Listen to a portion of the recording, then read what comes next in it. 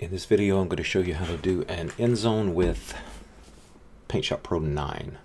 And Paintshop Pro 9 is on the Internet Archives.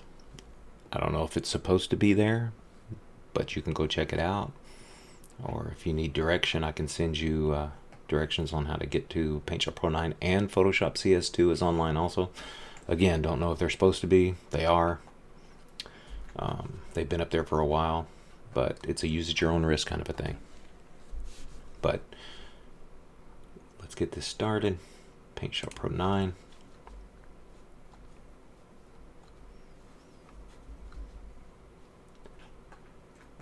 And it has a awesome little browse feature, just like Photoshop does. It's this little file cabinet. If you click it, then it shows you your file structure on your hard drive, and then you can go wherever you want. But here's where I keep my Pro Strategy stuff. And this is the template that I'm using now. It's basically the Memphis Showboat's end zone from the USFL season mod. The 1984 is where you'd find the showboats. And the main reason I use it is because of that little notch. The end zone itself is lined up perfect with the white lines, so it doesn't bleed over. And there's, as far as I know, I don't think there's any green showing through either, so it lines up perfect. And that notch allows you to see the pylon in the bottom corner, because without that, this covers that one pylon. The others are fine, but it'll cover that one. For this one, zooming in and out basically is just scroll your mouse wheel, and you can zoom in, zoom out, and up here, right here, it'll tell you the percentage you're zoomed in or out. Right now it's 100%, so you're good. So to work with text, go over here, click New Raster Layer, and if this isn't here, maybe you don't have it set up like this, just go up here to Layers and New Raster Layer. It's the very first one, and then you don't have to change anything, just hit OK. And now down here is the base layer that we opened first, the end zone itself, and here is the new layer. And as long as the new layer is on top and selected, that's what we'll be working with. So over here is the text. So click the text tool. And here's where you would change things about the text. The font itself, the size, whether it's bold, italic, underline, or crossed out. These you don't really have to worry about. This, it's up to you. You're simulating a paint on a grass or turf field. So off, sharp, smooth, whichever looks best to you. I always do smooth. This right here, make sure when you have text selected, this is on floating. The other two are just a little wonky. I've never really used them because this is the easiest when it says floating. But go ahead. This part here, I'll show you this in a minute. This is if you have an outline to your text. So go ahead here. I kind of start over on the left side of the screen.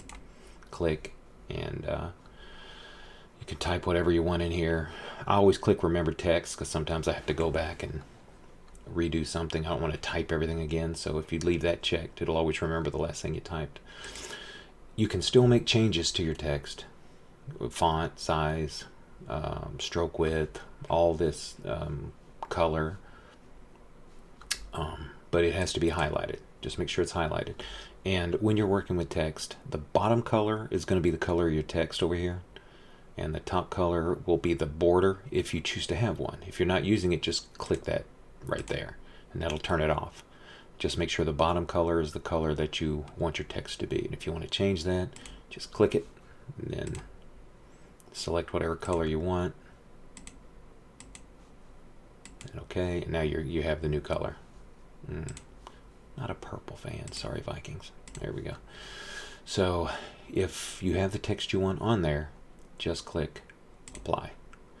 Now you'll see this over here, floating selection.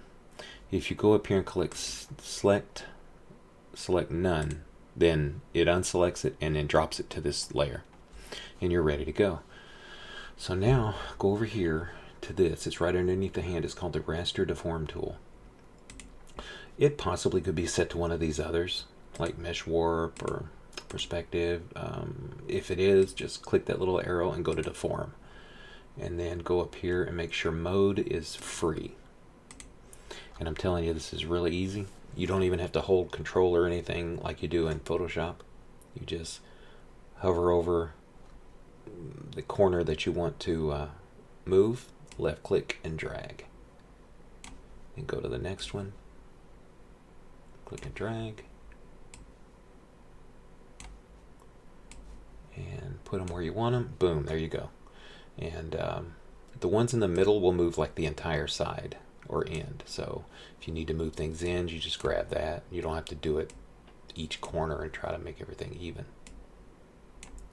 But when you're done, that's it. You don't have to do anything else. If you're done and you want to save this, then you do the file, save as, and I'll save it over top of that. Make sure it's PNG. I'm pretty sure Paintshop Pro will select whatever the file type is that you're using. So if you're working with a PNG, it'll select PNG, but just in case it doesn't, portable network graphics is what a PNG is called. And then when you're ready to save, just hit save. Because I'm saving over this, it's going to ask if you want to replace it, and I'll put yes. And then because of the limitations, that means it's about to merge those two layers, because PNGs don't let you save layers, so just click yes. And if you get go back to your browse, and you'll see here's the one I just saved, and it has that background. But let's say, and I haven't closed this file. As long as you have this file open, you still have your layers to work with, even though technically in that save you just did, they've been merged, but this is still preserving what you're working with. So if I don't want that color layer, go down here to this and just click the eyeball and it's gone. Then go back up, file, save as, and I'll change this just so we can see the difference to 2, put save, yes. Now if you close that, see I have both. I have color background and I have no background. So that's how you would do either one. So hopefully I covered everything in that. If something's confusing or I missed a step, this is actually the second time I've done this video because my dog was digging a spot on the bed to sleep and it sounded odd, so I had to redo it. But if I missed anything or something's confusing, just let me know and I'll be happy to help.